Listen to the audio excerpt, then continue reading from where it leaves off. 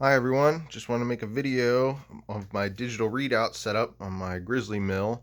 I've had a few people ask if I can make a video to show how I did it, and because it's just a generic DRO setup that I bought off of eBay and made it work, and I really like it and I'm glad I did it. So here we go. First off, there's the Z-axis. I'll just kind of do a quick run over and then I'll get into the detail of everything. I mounted my display there, and the other two I've got guards on, so I wanted to show you that before I took the guards off. On the X-axis, this guard that's just sitting here, I'm talking about this piece of aluminum here. It came with the kit. I just have it sitting there and wedged in with this piece of wood. It's actually a paint stir. And it's just kind of pressure holding it there. It's just to keep chips off of the stuff, maybe keep chips out of the ways if I have the table moved to the back. But that's how I have that held there. So it's kind of easy to remove if it gets in the way and I need to change it for my setup. So we'll get to the actual Z or X setup.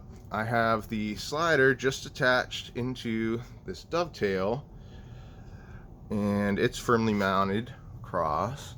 And what I had to do was to drill and tap a couple of 1/4-inch holes. I decided to use 1/4-inch hardware. That's what tap I had. You could use whatever you wanted. And I tapped into the saddle here, and I have the actual slider hard mounted. So that way the cabling doesn't move. It's always the same. So that's how I did that, which this bracket came with the kit. The kit came with a bunch of random brackets and guards and stuff. I'll show you what was left over here in a second. So then we go to the Y-axis, which you see I have this guard here, which is zip tied on. So I will cut the zip ties.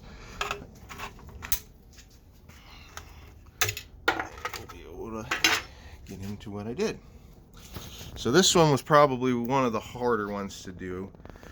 And so what you can see, I put a piece of 1/4-inch by 2-inch steel stock. I have bar stock that I had to clearance it here just in case I want to run the table over further. This part of the nut here on the table will actually clear this bar. I don't know if you can see it, but that's just so I have a firm back to mount the slider, which you can see the bar comes all the way out here. It's very stiff. And then I had to drill and tap the base for the slider to mount to, which this is a very sturdy setup and I'm happy with how it's going.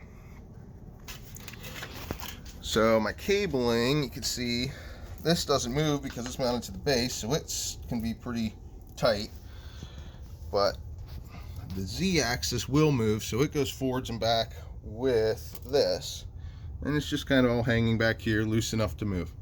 And this is the Z-axis, which has to be able to go up and down when I move my column up and down. Sorry about the close-up, I don't have much room here to get in behind there to show it. So the Z-axis, what I did, I came right off the quill here. I don't know if you can see, there's this cast piece that clamps onto the quill has this boss coming out, and I took a piece of 1/4-inch, bent it, cut some notches, and ran a big bolt up through it, and it's nice and tight, and it runs true. I had to bend it a few times to get it right, but so it runs true up and down.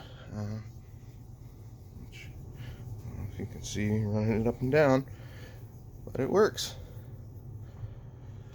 Yeah, so this kit was the 150 millimeter, 300 millimeter, and 600 millimeter sliders.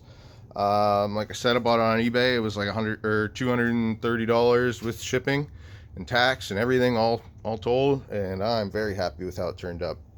I just have, I don't know, about 3 foot of 1/4-inch stock here and on the side. I just had sitting in the garage, so I don't have much more into it than that. A couple of bolts and that. And this is the hardware that came with it. This is like the leftover stuff. Just wanted to show this. There's a guard for the Z-axis, but it wouldn't work for me. A couple of extra brackets left. A chunk of a bracket I had to cut. And a lot of nuts and bolts and random stuff I didn't use. Okay.